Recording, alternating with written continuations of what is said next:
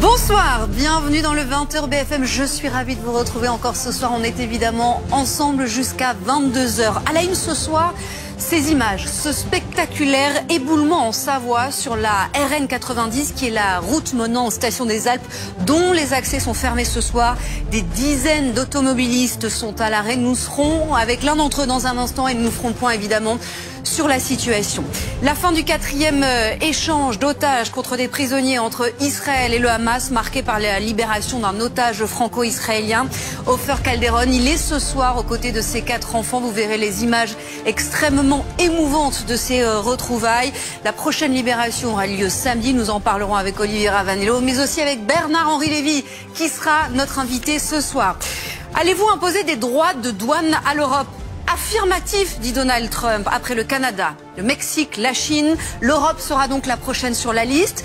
Quels secteurs doivent s'inquiéter en particulier ce soir et surtout pour quel impact? On va vous répondre ce soir dans le 20h BFM. Et puis évidemment, comme chaque soir, votre soirée ligne rouge, ce sera à 21h, à partir de 21h, long format consacré à la crise sans précédent que traverse Boeing. Les ennuis se sont accumulés ces dernières années et la liste pour un vrai redécollage est très longue. Long format à partir de 21h. Le 20h BFM, c'est parti.